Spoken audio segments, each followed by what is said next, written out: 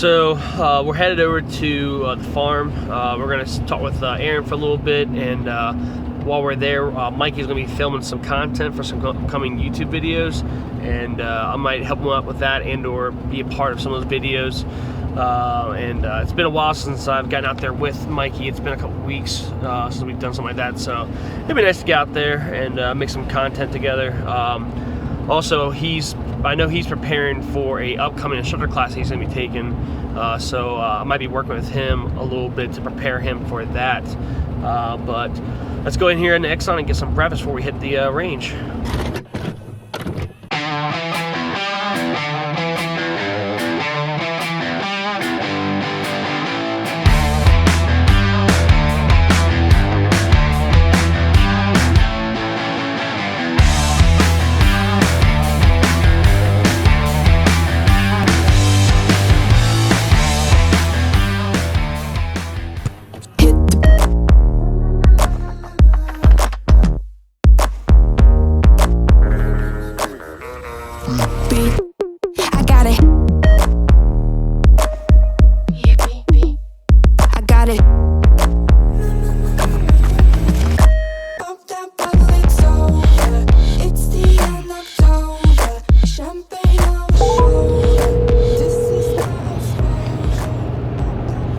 Hey, what's up, buddy? What's up?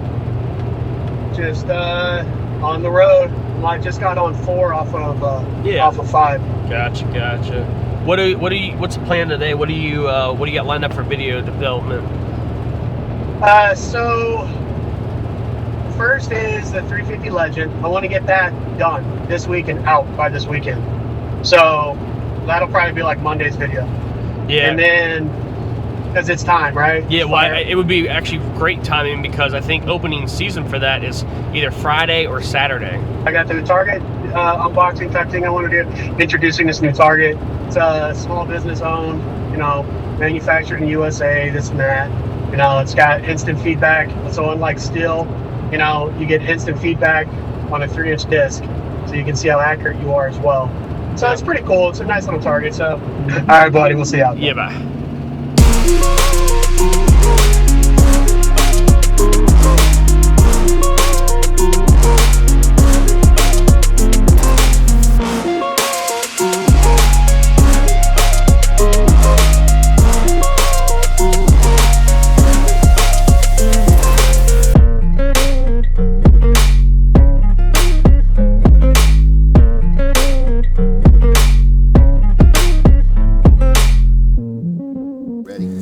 Mikey's got a upcoming instructor class that we are doing a little tune-up for. Just make sure everything's good to go and he's prepared for that. So we're out here on the range and stuff. What gun are you gonna be shooting today? So today I'll be working the Glock 17 in 9, and then I've also got my concealed Smith & Wesson M&P 9 M2.0. Yeah, with the class you're going to, do you know, are you able to use 2 different guns or one or the other, or how's that, what do they have set up? So you're allowed to carry, you could take whatever you want, but you only need to bring ammunition for the firearm you're firing.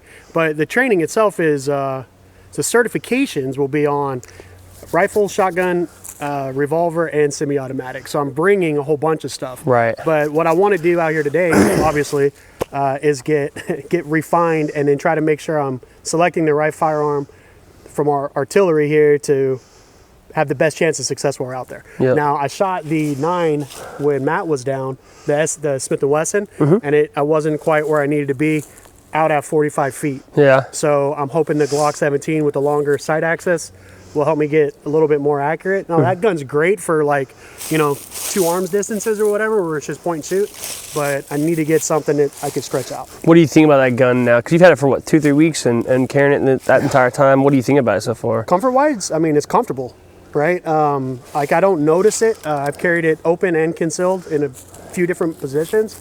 It does have the 3.1-inch barrel, so it's short. But the few things I didn't like about it, for one, it doesn't come with an option for a 10-round magazine. It's 8+1 or 7+1. That's it. So you have to buy the P mags, and they're like $30 a piece, but at least you can get them. Yeah. It doesn't have a rail, So there's no option for a light? Well, you might be able to, like, I don't know about that one, but I know like my Glock 43 also doesn't have a rail, but Streamlight makes a, I want to say it's a TLR6, I think I have, it might be, where it prints 2 pieces. And then it comes and it clamps around the frame slash the trigger guard. Yeah. So does they have that option for that? They do, but I haven't been able to find a holster that'll work for that. Yeah, see, that's a problem. Is trying to find a holster that'll work for whatever gun you choose, as well as that gun with that light, because you want to make sure you have a, one that's made for that specifically, not a one size fits all type thing. I find with a lot of those one size fits all, they fit all of them, yeah, but they fit them all half-assed. So. Put it this way, based on what you know so far in your experience and your feeling with that gun, do you think you're going to end up carrying that in the long term, or you think you might switch to something different in the next month or two? It really depends on the use case. You know, I like that it's small enough to where I can conceal it pretty simply. But I don't, like if I'm open carrying, I'm probably going to get the Glock 34. But if I'm concealed carrying, I might stick with that. It hasn't, so after we did the break-in video, I've put easily over 1,200 rounds to it, and have not had a failure to feed, double stuff, or double feed, anything like that. Everything's been, like, the reliability is there. Yeah. So there's a sense of confidence you get with that. Yeah. Right? Now, how much money and time do I want to put into another firearm to build that same level of confidence? Yeah. That's the question. I mean, there's no better time than present too, though. I mean, that's why we're out here. So yeah, I mean, I will say, like, on that Glock, Glock 34 topic and stuff. Yeah, I mean, I know that you got your eyes on it, and I did too. Now, after taking that class with Matt Watson, because that's the gun that he used a lot in that. Yeah, the 35 with the 9mm conversion. Yeah, and I like that. Like, in general, it definitely worked well for him, and it's pretty much a larger adaptation of my Glock 17, which I've been carrying for years now.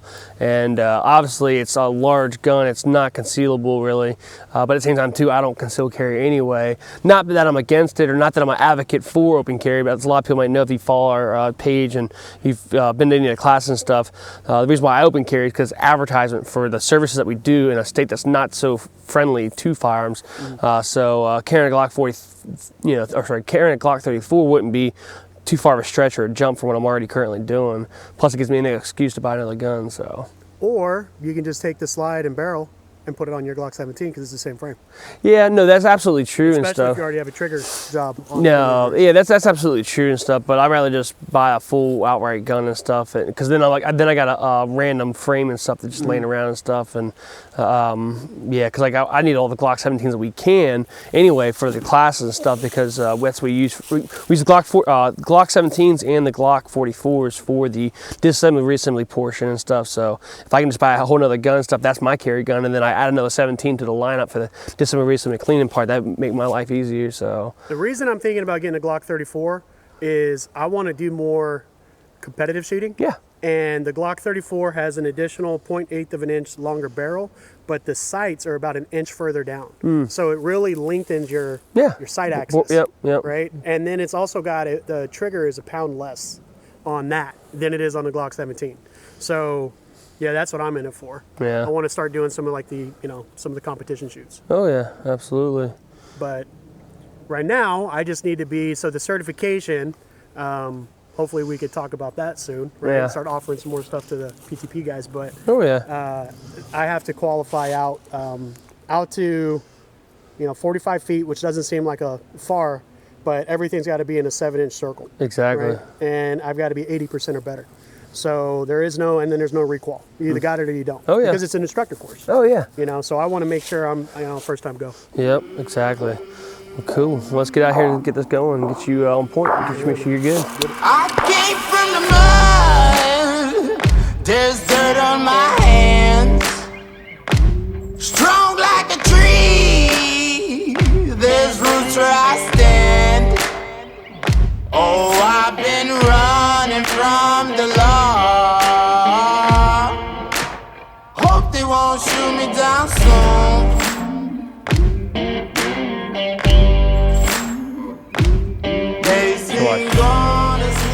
Put your grip out like that. Yep. Pull it tight, which is the pinky, not the whole hand, just the pinky. Okay. Right.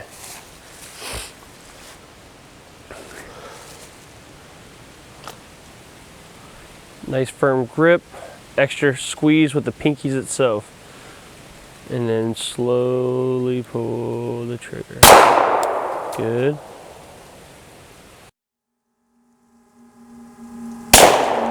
Empty, reload. Drop around the ground, yep.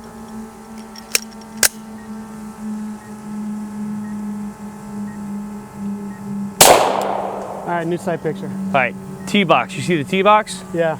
I want it in the vertical part of the T, not in the side to side. So that vertical T, that little, like, you know, yeah. like boom, hit that. Don't leave that box, take your time, no whatever.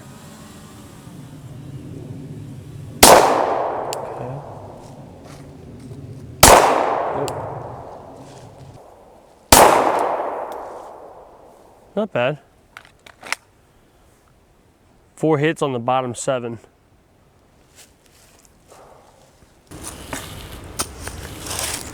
We're getting them pretty dialed in. Working with first accuracy and make sure he's doing anything good and safe and accurate, obviously. But then, you know, balancing that with speed. All right. So, like I told him, if you can get every shot dialed in to like the X ring, well, then let's work on speeding it up. You know, challenge yourself and go a little faster while still trying to keep it in that 10 ring. If you leave the 10 ring a little bit, that's fine. But let's try to speed it up though, because you gotta have that balance between speed and accuracy. If you are the best shot all damn day, that's great, but if it takes you fucking 10 minutes to do it, not that it's taking them 10 minutes, but if it takes you 10 minutes to get that good shot, then it really means nothing, especially when you talk about a self-defense aspect, home defense or concealed carry or whatnot. So we wanted to get the accuracy down first, and then we're working on speed now, so let's see how fast we can get them. What I want to do now is start worrying about speed. And so the trick is to have a balance between accuracy and speed. And go. Good. Relax, take time. Aiming for that top 9. Throw it! Be consistent.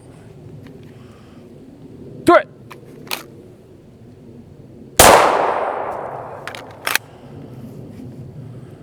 First, what's happening is when I'm coming out, my gun's pointed to the right.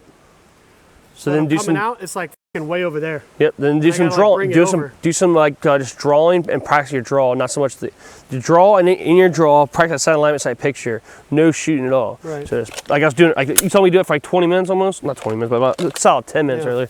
Just boom. And if you have to do it slow, right? And not even pull the trigger. You can just kind of touch it.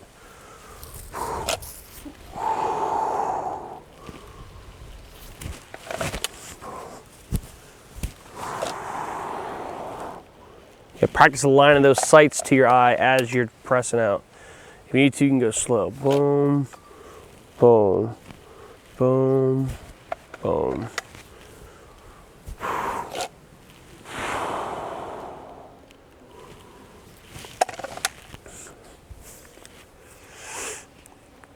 And practice it all the way from the holster. Yeah, so like, because I know what we teach in class, but also like when you get past the basic, like then it's a little more of swinging it up from here, boom. Like, so it's not so much like that. It's more or less like, yeah, from here, I'm almost, oh shit.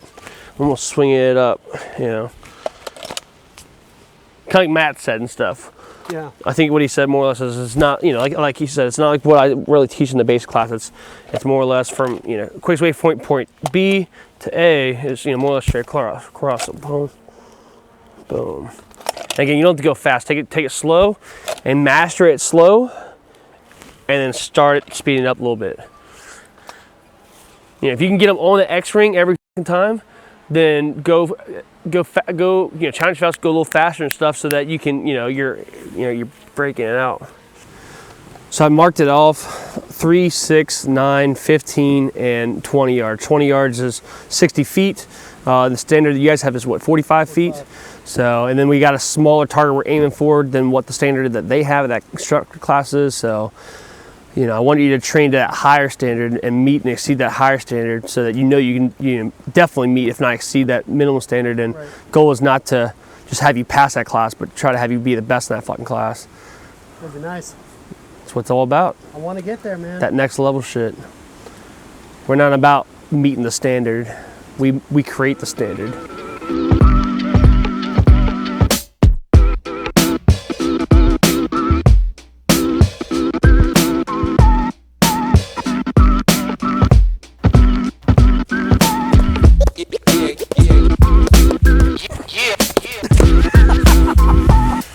I definitely feel it, but you probably feel it more than me. Yeah, definitely. What? So I think you should pretty much tie it off now when it comes to the pistol training and stuff, getting ready for that instructor class. But I know you got some other videos. What are you going to be working on? You going to do a pistol I was going to, comparison? but depends on how much sunlight I have left. But no, I've got the 350 Legend. Yeah. What angle are you going to play that? All right, so what I want to really show is the universal kind of nature of an AR lower. Okay. And how you could have one rifle for home defense, for sport, right? But then you could also very easily change the upper receiver on it and have a hunting rifle. And, you know, in Maryland in particular, in 2019, they opened up straight wall cartridges, which, you know, so what I want to do is try to compare what a straight wall cartridge is compared to its kind of bottleneck brother, and talk about the effective range a little bit. And just let people know, like, hey, you know, if you're in these certain zones in Maryland, you could hunt rifle now. What uppers did you bring? The C, I think it's a CMMG. Yeah, that's the 350 Legend one. I brought that, and then I have the AR-15. It's the 5.56. Yeah, it's a 5.56, but I think it's just the. It's from Palmetto. Yeah, Palmetto Arms. Yeah. So, those two. I won't be shooting the 5.56 at all, but what I want to do is get the upper on the rifle and sight it in. So I've got the target set up at 75 yards. I think that that's going to be good enough to get where I'm at. Yeah. It's got the Trigicon on it, so I think it's pretty simple to adjust. But did you have to bring that tripod for the rifle? Not for the rifle, no. Just so you know, I got that in the basement. It's a good tripod for that. Okay. And just for sighting in purposes, it's more stable and consistent. So future references. For sight in, yeah. I mean, I kind of want to know what the gun's going to do for me, though, too. Yeah. But no, that's a great point. So I've got that, and then I had this. So I was talking to this guy on Facebook the other night. He makes these targets, right? Yeah. And I was like, hey, man, we have this YouTube thing. We have access to a lot of people. We're always looking for new products to, like, show, right? And was talking about this target that he has. It's pretty ingenious. It like drops these clay pigeons down into place. Oh. So shooting still's cool, right? I think I've seen that on Facebook one night. Yeah. So shooting still's cool. You get an instant reaction, but it doesn't necessarily always tell you what your accuracy is, right? So with the clay pigeon, what is that? A 4-inch diameter or something like that? Yeah, something like that. So what this does, you load it up with like 10 or 11 clays, and it drops down one at a time. You can shoot it. You get the instant response of seeing it break. Yeah. But you also know how accurate you are. Right? Now you could do that with like little still cylinders like AR-550 or AR-500. Yeah. You know, still, but this seems kind of cool and you can kind of make a game of it too. Yeah. So anyhow, I ended up just coughing up my own money and bought the damn thing. He was not willing to front us one. So yeah, that's fine. But if it's worth it, guess what?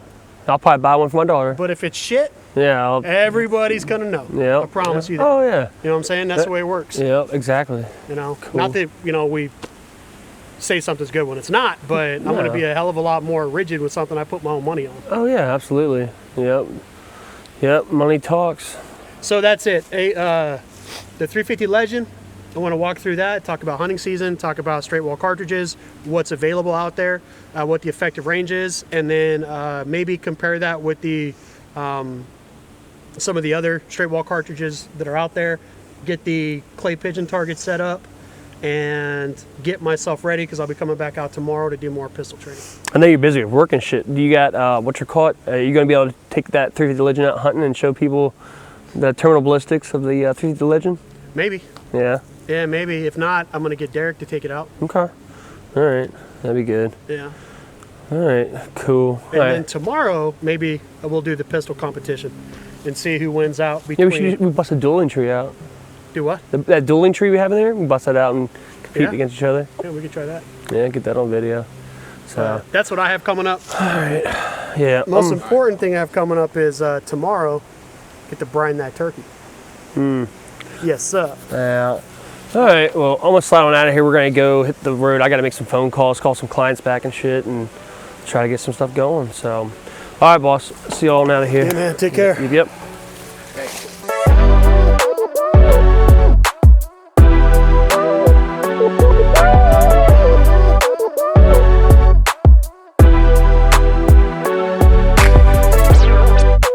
being said, I know you're already watching us on YouTube and whatnot, but if you haven't already, hit that subscribe button. Not only that, hit the notifications bell so that you can get updates on more videos that Mikey's making, as well as other people while working for the PTP team. So like I said, he's got the videos coming up on some product reviews, on some training and whatnot, and definitely looking forward to seeing what he's got going on. So hit that subscribe button for me.